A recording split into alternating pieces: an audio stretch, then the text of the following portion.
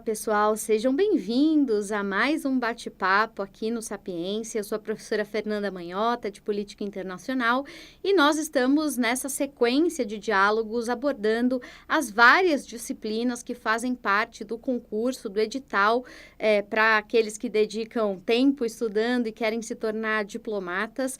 Eu tenho o prazer, o privilégio de contar aqui com um corpo docente bastante preparado do Sapiência, gente experiente que está há bastante tempo dedicada a preparar candidatos e ajudar esses candidatos à aprovação, né, rumo à aprovação.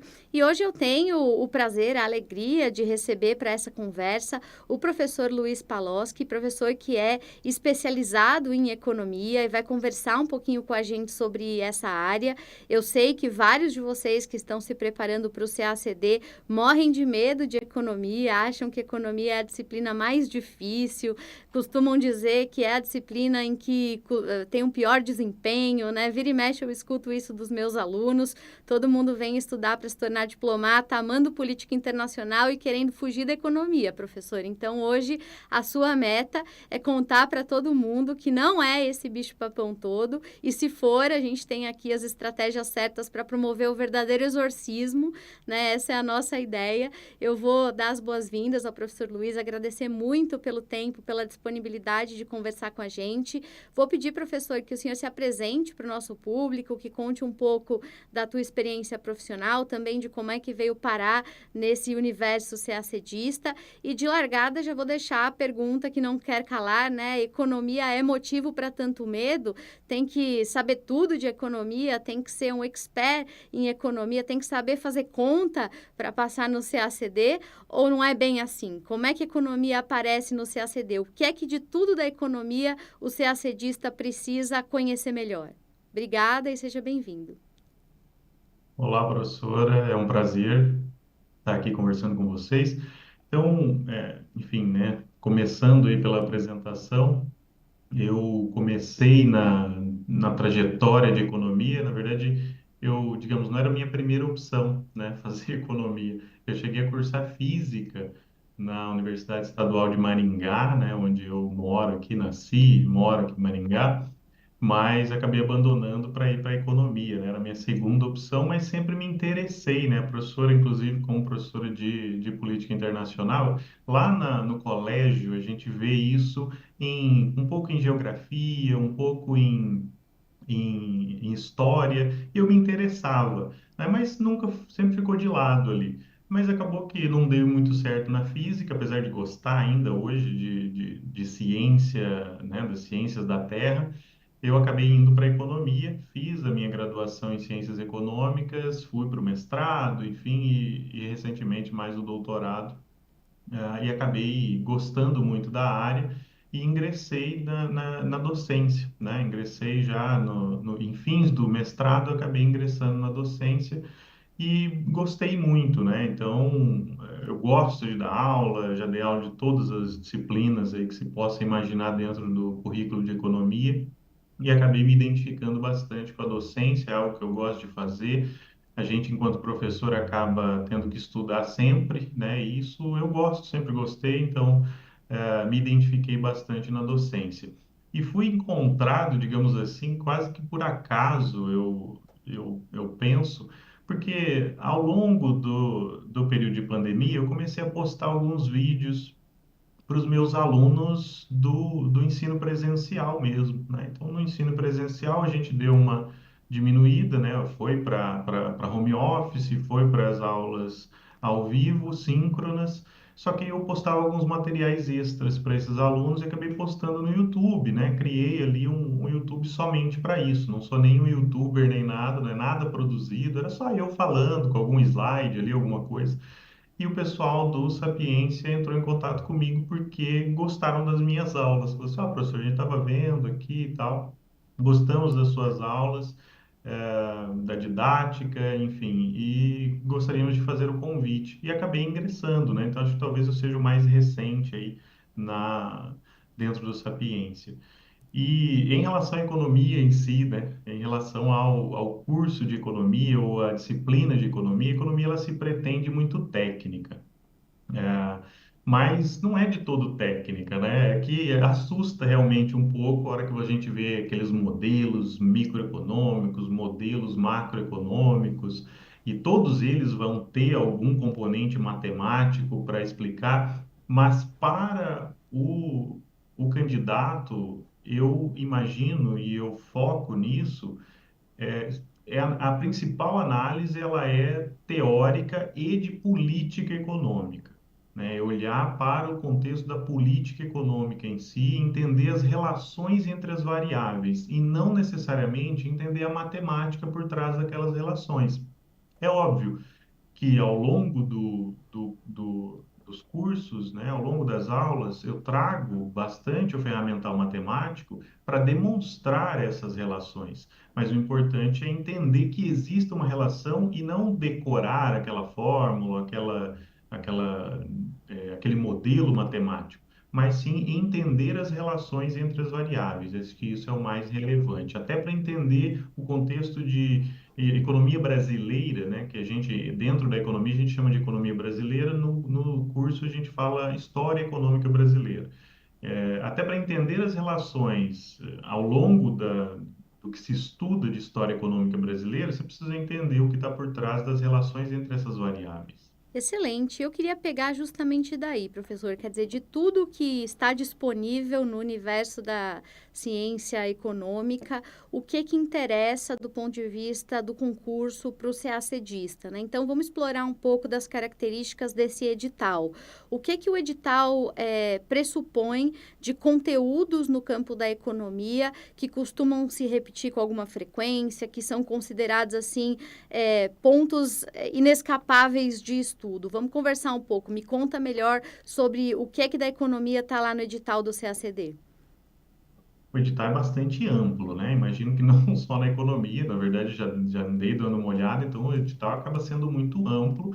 Se a gente pegar o edital, ele é todo um curso de ciências econômicas. Se você pegar toda a graduação de ciências econômicas, ele está ali descrito de alguma forma. Só que o importante, como eu mencionei anteriormente, é a gente olhar para algumas relações específicas. Então, ele trata microeconomia, economia internacional, macroeconomia e história econômica brasileira. Então, tem essa divisão entre essas quatro grandes áreas. E, por exemplo, dentro da microeconomia, a gente vai ter outras subdivisões que são relevantes ali. Mas, por exemplo, dentro da microeconomia, é importante entender os componentes principais dentro daquilo que se pretende de microeconomia. Então, entender um pouco de comportamento do consumidor, os pressupostos, entender um pouco sobre teoria da firma. E dentro desse componente microeconômico, por exemplo, olhar para questões de política econômica, que vão estar ligadas principalmente a externalidades. Então, externalidades. É, estruturas de mercado de concorrência imperfeita, como monopólio, oligopólios, isso é importante, porque o, o, a prova em si, ela está relacionada a questões de política, né? E daí política econômica vai ser relevante. O mesmo vai valer para relações internacionais. Então, muitas vezes é claro, entender os conceitos daqueles modelos básicos de economia internacional, então, modelo ricardiano, modelo padrão, é importante, mas entender os instrumentos de política, como questões tarifárias, cotas de importação, vai ser mais relevante, tende a cair mais. Macroeconomia também, entender as relações entre as variáveis e não necessariamente lembrar de cada modelo especificamente. Claro que, baseado em um pressuposto de um modelo específico, tudo pode mudar na interpretação, mas se você entende os componentes que estão envolvidos, né, qual é a relação de uma variável com as outras, isso se torna mais simples. Agora, um componente que sempre cai em todas as provas, pelo menos aí duas questões, vai ser de história econômica brasileira. A história econômica brasileira, ela sempre é cobrada, e isso faz sentido dentro do contexto do concurso. Agora, te ouvindo, me ocorreu, professor, de fazer uma pergunta sobre a natureza dessas questões, né? Quando a gente pensa em questões assim de economia no contexto do CACD, além de história econômica, elas costumam ter uma característica mais de teoria pura, como se fosse pensando então nas escolas, no que os diferentes autores costumam abordar em relação a certos temas, ou elas vêm com características mais aplicadas, então pressupondo que alguém conheça o aparato teórico e os conceitos, mas relacionando isso a temas, a elementos contemporâneos. Tem um padrão ou não necessariamente? Olha, não necessariamente. Existe uma aplicação dos conceitos, principalmente micro e macroeconomia, vai ter aplicação dos conceitos, trazendo eventualmente alguns exemplos, né? Então, já teve questões de macroeconomia que, por exemplo, pressupõe que vá fazer uma política econômica em tal país e esse país se encontra desta forma. Então, isso é meio que uma aplicação prática dos conceitos da teoria, mas então, principalmente micro e macroeconomia vão ter esse conceito, digamos, é, essa relação entre essas variáveis sendo cobradas a partir de uma teoria mais pura, embora com uma roupagem ali de exemplo, mas as de internacional, de economia internacional e daí de economia brasileira são um pouco mais contextualizadas. Então, a economia brasileira, claro, porque vai trazer o contexto histórico da época, vai cobrar o que se aconteceu naquele período, o que se tomou de política econômica em determinado período, e a economia internacional, ela vai se ligar muito ao que está acontecendo, eventualmente, por contextos históricos mais recentes, né, mais atualidades. Então, a economia internacional ela vai focar um pouco mais nisso, inclusive o contexto que nós vivenciamos de guerra comercial, por exemplo, né, que a gente está acabando vivendo aí.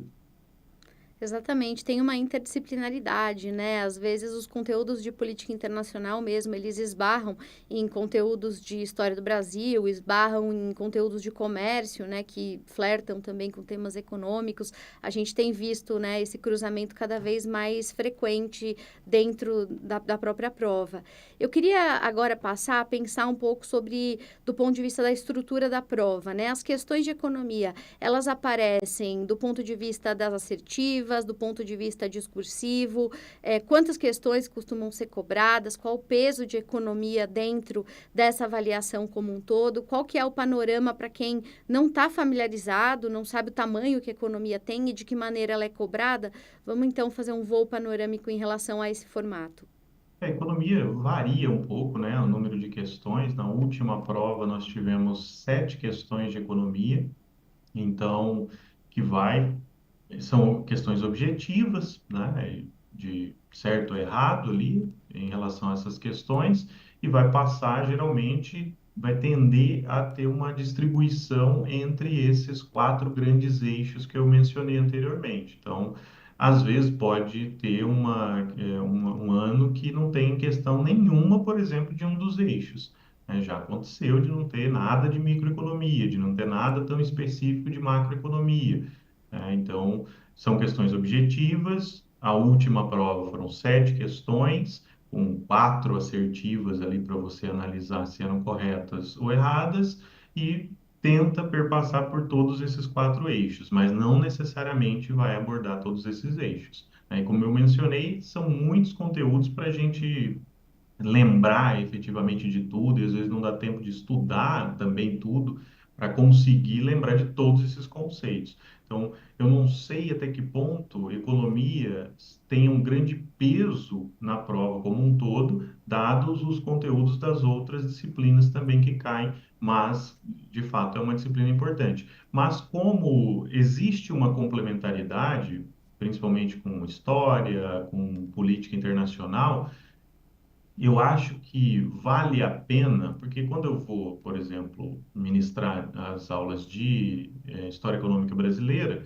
eu tento dar um panorama geral do que está acontecendo em termos de política internacional e em termos de política interna. Mas, óbvio, não é o foco. Mas é importante, eu imagino, para os alunos que eles façam essas relações e tenham essa consciência interdisciplinar, porque eu acho que ajuda, né? No momento que você está estudando política internacional, você linkar com o que está acontecendo de história econômica brasileira, por exemplo, porque daí fica mais fácil de lembrar, né? Você está relacionando com aquilo que você está vendo em outro momento, né? Enfim, a interdisciplinaridade ela é amplamente defendida, inclusive fora do contexto do concurso, né? Mesmo dentro do contexto da educação superior, por exemplo. E professor, a gente estava falando que história econômica é algo que sempre aparece, pelo menos duas questões, né, como foi dito. Existem outros temas que são assim queridinhos, que vai ano, vem ano, e a gente percebe uma predileção dessa banca, conteúdos que são inescapáveis ou não? Em relação a isso, varia muito, não tem uma certa, não segue necessariamente um padrão. Não segue necessariamente um padrão, professora. Eu diria que microeconomia tende a cair menos, até por conta do que se pretende com o concurso, né? O objetivo do perfil que se está buscando com o concurso, porque microeconomia ela vai ter pouca aplicação nesse contexto internacional, enfim, e ela vai se ligar muito mais àquelas questões políticas, que é políticas de externalidades, por exemplo, bens públicos, então voltadas, claro, mais para a atuação do Estado, por exemplo. Então, é mais uma segunda parte, digamos ali, uma terceira parte ali dentro da microeconomia que tende a cair, mas não necessariamente sempre. Então, microeconomia é aquilo que eventualmente cai menos, né? A macroeconomia vai cair mais, pensando também nas relações de política interna e as relações com economias abertas, né? Ou seja, o impacto de decisões de política econômica em relação a outros países, assim como a economia internacional, que também vai cair relações, às vezes, de atualidades ou então de não necessariamente os modelos, embora, por exemplo, na última prova a gente teve um exemplo de um modelo que eu achei que acabei achando bastante é, fantástico até a aplicação do modelo, porque relacionava um modelo econômico que, como eu disse, é muito técnico, mas relacionava um exemplo que foge totalmente da economia, que era relacionado, por exemplo, à atuação de dois músicos em uma banda. Então, isso é completamente inesperado, né? Por isso que é importante saber a aplicação do conceito e não necessariamente lembrar de cada pormenor daquele modelo, ou enfim. Então, o que eu diria que sempre vai cair é a economia brasileira. E o que menos cai é a microeconomia. Mas as demais, ali não existe um padrão de temas a serem abordados. Os temas que têm atuação do Estado, que têm impacto de política econômica, são aqueles mais vistos. Agora, professor, pensando em fontes, né, em materiais, em bibliografia e tal, o que é que o nosso candidato precisa conhecer necessariamente ou quais são as principais, né, obras que poderiam ser úteis como manuais, como estratégias aí de revisão desse conteúdo? A gente precisa andar com o Mankio embaixo do braço ou tem outra coisa que funciona melhor? De fato, a vantagem da economia é que nós temos bons manuais. Só que você vai ter um manual para cada um desses grandes eixos que eu comentei. Então, tem o manual de microeconomia, que, por exemplo, vai ter lá o PINDIC, né? O PINDIC. Ele vai ser um grande manual de microeconomia. Vale a pena dar uma olhada. Tem manual de macroeconomia. E tem do Mankio também, né? A professora comentou. Então, você pode pegar o Mankio de introdução à economia para ter um apanhado geral. Mas, claro que ele não vai trazer pormenores daqueles conteúdos, que muitas vezes podem ser cobrados. Então, um bom manual de introdução à economia, como é o caso do Mankio, por exemplo, ele ajuda no entendimento geral da economia, entender o contexto geral do que você vai começar a estudar. Mas de microeconomia, eu indicaria o PINDIC, por exemplo, ou se você quiser avançar um pouco mais nos estudos, o Variant, Então, tem um livro do Varia de microeconomia que é um pouco mais avançado, vai trazer temas um pouco mais aprofundados. Macroeconomia, nós temos o Blanchard, e daí tem por exemplo, do Mankell também, né? Então, mas o Blanchard é uma boa forma de se estudar, vai ter vários componentes ali que são fáceis de você entender, com uma linguagem também bastante simples. Em relação à economia internacional, nós temos o do Krugman, né? Krugman e Rubenfeld vão ter ali também vários capítulos que estão bastante relacionados ao edital.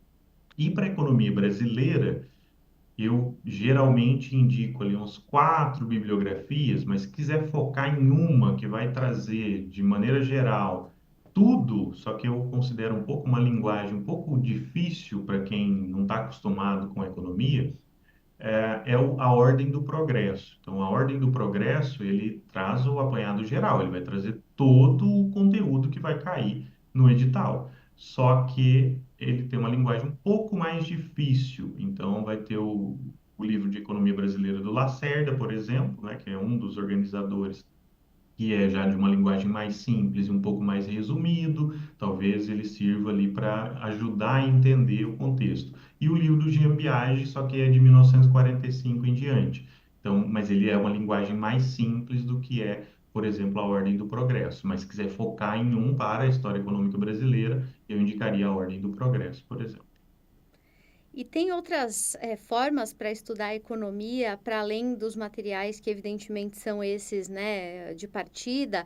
Existem formas alternativas, coisas que o candidato possa agregar e que são úteis, por exemplo, alguma outra sugestão, vídeos, podcasts, tem algum tipo de material extra que nas suas aulas você costuma recomendar, professor? Economia, existe uma facilidade, digamos assim, de economia, acho que até de política internacional, porque você encontra muita informação em sites que vão falar sobre aquilo, portais de notícias, os próprios jornais, por exemplo. Então, eles sempre estão lidando com a economia. Então, eu diria que fazer isso, fazer com que isso faça parte do seu dia a dia facilita. Então, assim como o tempo todo a gente está tendo informações sobre, por exemplo, política internacional, né? A professora pode, me corrigir se eu estiver errado, né? Mas isso ajuda o candidato a estar pensando naquilo de alguma forma e refletindo sobre aquilo que ele aprendeu. E eu diria que economia é a mesma coisa. Então, o tempo todo a gente recebe notícias sobre contexto econômico nacional, global, o que está acontecendo em termos internacionais. E então ficar atento a isso e ler as notícias, digamos assim, né? Pegar portais que tem essa notícia lida, porque você escrita, para que você possa ler, porque você vai começar a entender algumas relações entre variáveis que talvez não fique tão claro quando você está estudando, né? Ele fala, então é por isso que uma elevação na taxa de juros, ela é remédio para a inflação. Então é isso que acontece na economia, por exemplo. Então, começar a ler. E outra indicação de leitura que eu daria é as atas do Copom.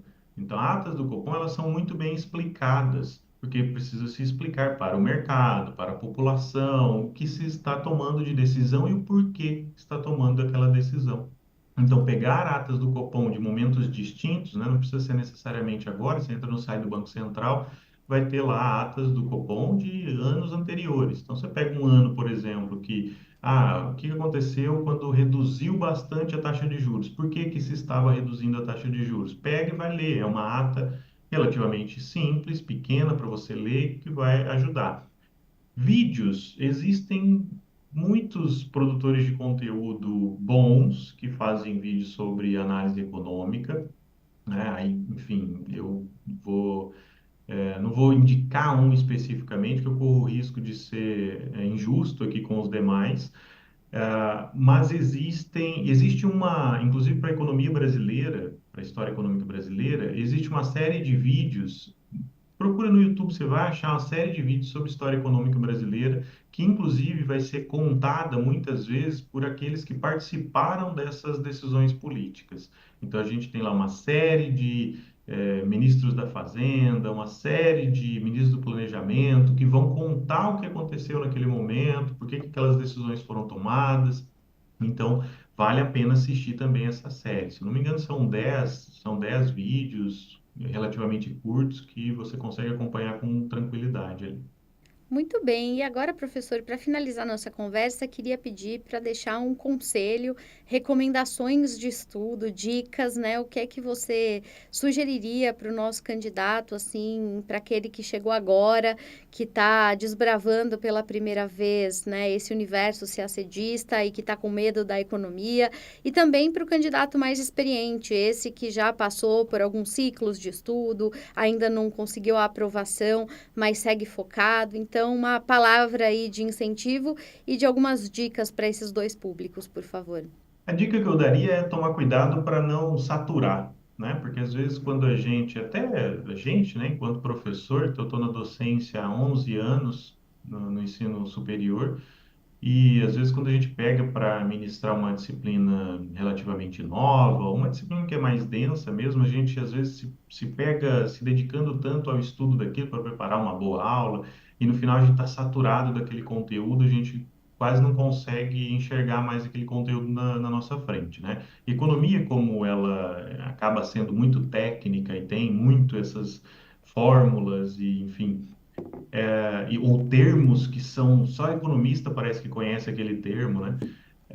Tomar cuidado para não saturar. Então, fazer esse estudo e aproveitar essa interdisciplinaridade das disciplinas para estudar coisas distintas ou disciplinas distintas sobre um mesmo tema. Então, vou estudar um determinado período aqui que está contemplado dentro do edital, eu vou estudar um pouco o que aconteceu em termos de política internacional, em termos de história internacional, em termos de história brasileira e em termos de economia, porque daí você consegue ampliar a sua visão em relação àquele conteúdo, por exemplo, e não sature um conteúdo só, porque senão vai chegar um momento que você vai falar assim, eu não quero mais ver economia na minha frente, né? Então, pulverizar a sua atenção para vários temas, eu acho que ajuda, né?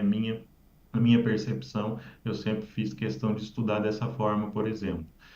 E eu dou uma dica também para, digamos, não saturar em termos de estudo de modo geral. Eu dou uma dica que, em relação a filmes, né? Então, assista um filme que vai te ajudar, por exemplo, a entender um conceito de economia que não vai fugir tanto, que vai te ajudar a relaxar de alguma forma também, a refletir sobre aquilo. Então, por exemplo, um filme que, digamos, eu não gosto muito do final do filme, né? Aqueles finais mais açucarados, mas ele explica um conceito econômico fundamental, que chama, o filme é O Preço do Amanhã, e ele explica um conceito econômico fundamental, que é um filme de 2011, então, enfim, muitos já devem ter visto esse filme, mas fica a dica para talvez reassistir sob um novo olhar, porque ele explica um conceito econômico fundamental que é o custo de oportunidade, né? Nesse filme, as pessoas têm lá um contador de tempo regressivo no braço que indica o prazo de validade, né? O tempo de vida dele. E à medida que a pessoa trabalha, ela ganha mais horas de vida e ela troca isso por produtos. Então, né, enfim, você está trocando o tempo da sua vida, você trabalha para recuperar esse tempo de vida, mas ao mesmo tempo você tem que pagar as coisas em tempo de vida. Por que que é importante? Porque isso é um conceito essencial na economia, que é custo de oportunidade, né? Então, o custo de eu produzir alguma coisa, ele é aquilo que eu abri mão em termos macroeconômicos, né? Se um país ele decide incentivar a produção de determinada coisa, ele está abrindo mão de produzir outras coisas, porque os recursos estão sendo orientados para a produção daquilo.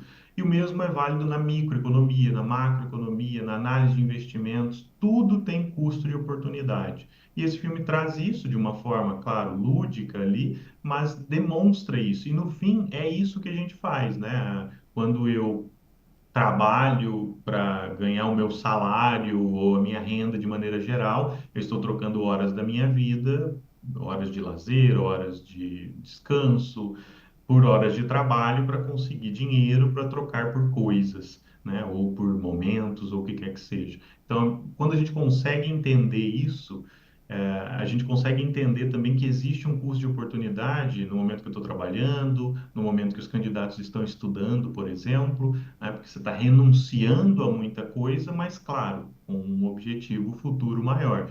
Então, talvez assista esse filme refletindo um pouco sobre isso para ajudar na manutenção desse estudo, né? De falar assim, realmente, eu estou abdicando de muita coisa neste momento, mas isso é o custo de oportunidade para eu ter talvez o meu sucesso no futuro, naquilo que eu quero seguir. Se eventualmente não for o CACD, outra coisa com todo esse conhecimento que você adquiriu, porque em economia a gente tem o conceito de rendimentos marginais decrescentes, né? Quer dizer que à medida que eu vou acumulando alguma coisa, ela vai diminuindo o seu rendimento, digamos assim, né? Fatores de produção, por exemplo.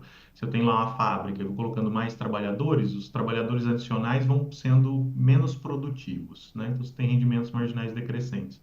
E tem uma citação na economia que fala que o conhecimento é o único fator de produção que não tem rendimentos marginais decrescentes, né? Então, quanto mais conhecimento você ganha, mais isso vai contribuir para a sua vida, seja para você em si, né? Ou seja, para você aplicar isso no mercado de trabalho, ou enfim, em outras áreas da sua vida. Excelente. Olha, eu subscrevo tanto o filme quanto essa fala final, voto como relator. Queria agradecer muitíssimo, professor Luiz, pelo tempo, né, pela disposição em falar com a gente. Professor, muito obrigada, né, por estar conosco. E queria deixar o convite a você, se a cedista que está nos acompanhando, se você perdeu os episódios anteriores dessa série, para que você dê uma olhadinha na nossa playlist, que você, então, assista esses vídeos. Nós já percorremos várias das áreas aqui de conhecimento para o CACD, conversamos com vários dos nossos professores, ainda temos outros papos pela frente. Também temos uma série de materiais e conteúdos, não só no nosso canal, mas também por meio da nossa revista, por todos os conteúdos que a gente tem produzido gratuitamente com muita qualidade, trazendo conhecimento, né, de utilidade pública sobre o concurso em si, como se preparar, as disciplinas, mas também sobre temas abordados, conteúdos, né, conhecimentos específicos que são úteis para quem está no processo de preparação. Vou deixar o professor Luiz se despedir e já também o convite para você voltar aqui e sempre seguir nos acompanhando em todos os nossos conteúdos. Professor Luiz, sua palavra final, não vou deixar você ir embora sem falar tchau e já deixo o convite reforçado aí para que todo mundo siga nos acompanhando. Muito obrigado, professora. Obrigado aos alunos. Eu desejo sucesso a todos, né? Economia não é esse bicho de sete cabeças, não. Começa a incorporar isso na sua vida que vai ficar um pouquinho mais fácil. E lembre-se de estudar de maneira interdisciplinar. Sucesso a todos e bons estudos. Muito bem, assim a gente se despede. Esperamos você no nosso próximo episódio. Explore as nossas playlists. Até lá, tchau, tchau e muito obrigada pela sua audiência.